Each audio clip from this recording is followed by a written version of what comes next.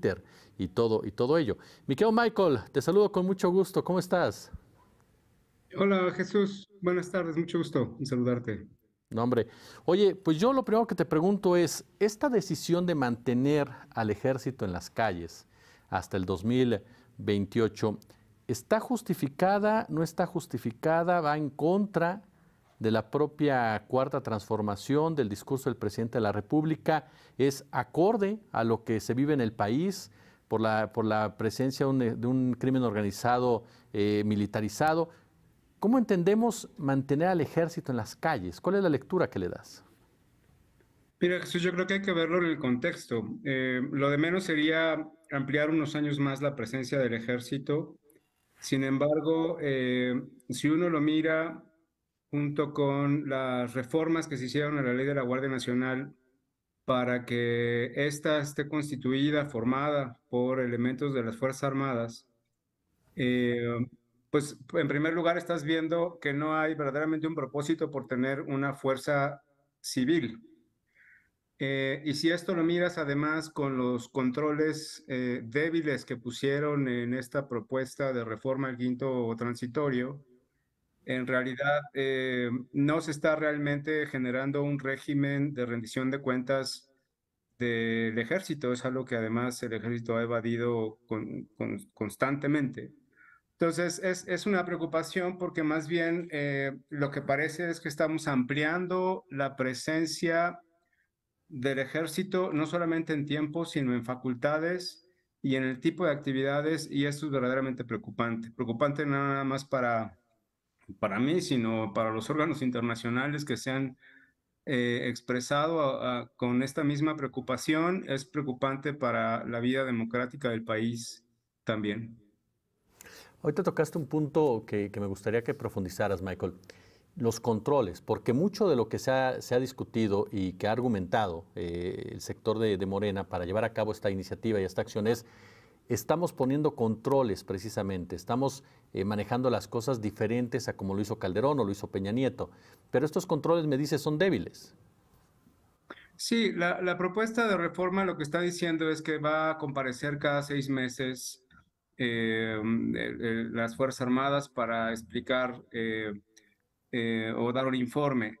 Pero esto no es suficiente, Jesús. Hay que mirarlo en lo que ha sido precisamente, al menos desde Calderón para acá, cómo lo que ha permitido las graves violaciones a derechos humanos, Ayotzinapa es un buen ejemplo por eso, tiene que ver primero con la opacidad, segundo con la corrupción y tercero con la impunidad, con la falta de rendición de cuentas. Cuando hablo de rendición de cuentas me refiero a eso, que sean transparentes, cosa que es contra natura del ejército, y que no haya impunidad. Y la primera forma de impunidad es el fuero militar.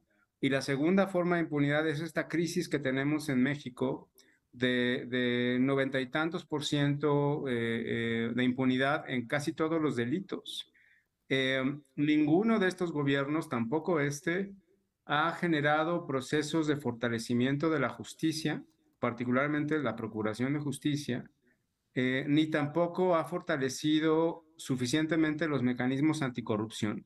Y sin esto, Jesús, es el caldo de cultivo para que se corrompa cualquiera, no nada más los militares, se corrompe la policía, ya lo vimos, ¿no?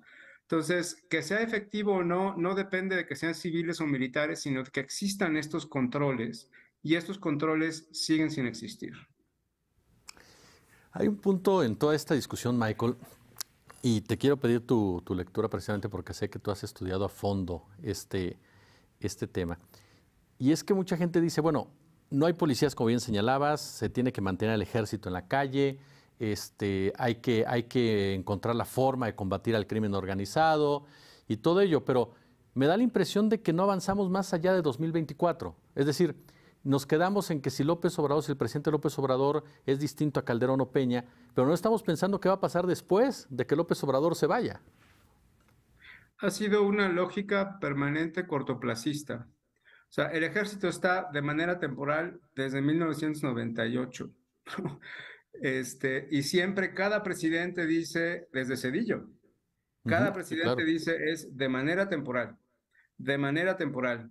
Y esa temporalidad, bueno, era la diferencia en la reforma de 2019 que sí ponía esa temporalidad y un propósito, fortalecer una policía civil y ahora todo más bien parece que va para atrás.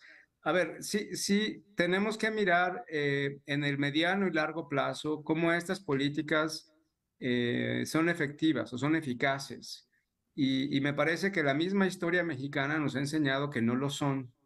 Si no apostamos a la policía civil y a la policía, además, sobre todo a la policía local, a la cual no se le ha quitado financiamiento, no se le ha capacitado, se le ha dejado sola.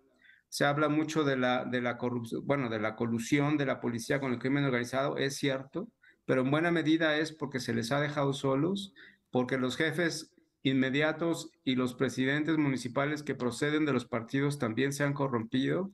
Y habríamos de hablar también, Jesús, ¿por qué no?, de los policías que han muerto en el cumplimiento de su deber, porque también existen, Jesús, y los vemos como, también como malos, ¿no? Entonces, es una política equivocada, lo ha sido a lo largo de los últimos 15 años y lo va a seguir siendo. No podemos esperar resultados distintos con las mismas medidas equivocadas de siempre. Finalmente, Michael, y agradeciéndote como siempre, de verdad, tu generosidad con Octava, pero la pregunta que te hago es, ¿quién gana con todo esto? Como bien dices, viene desde Zedillo, desde Ernesto Zedillo Ponce de León, Vicente Fox, Felipe Calderón, Enrique Peña Nieto, Andrés Manuel López Obrador.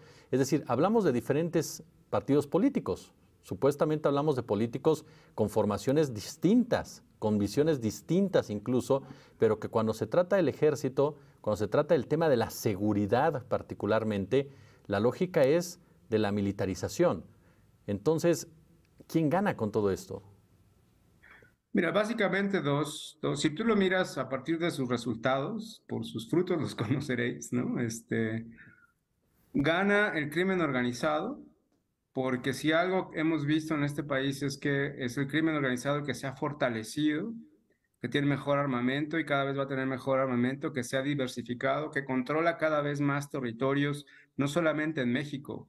En Colombia, decía el presidente Petro, los territorios están siendo controlados por los grupos criminales mexicanos y siguen creciendo y tienen ganancias impresionantes, por un lado.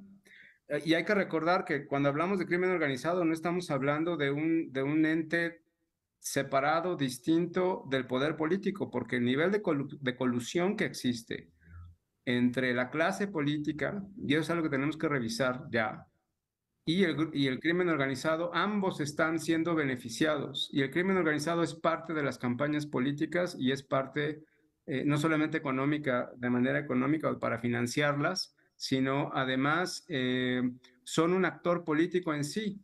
Al final tenemos muchos gobernantes a nivel local, estatal, que responden para los intereses del crimen organizado, no de la ciudadanía. Es un asunto muy grave. Y el segundo que se beneficia, Jesús, a partir de lo que podemos ver, es el ejército mismo, quien ha venido ampliando su presencia, su capacidad, incluso económica, porque ahora tiene negocios propios, y eso lo ha vuelto un actor político que define el asunto de la vida civil en este país, y eso también es equivocado. Mi querido Michael, de verdad, siempre es un placer escucharte. Gracias por tu generosidad con la Octava. Un abrazo, Jesús. Gracias a ustedes. Muchas gracias.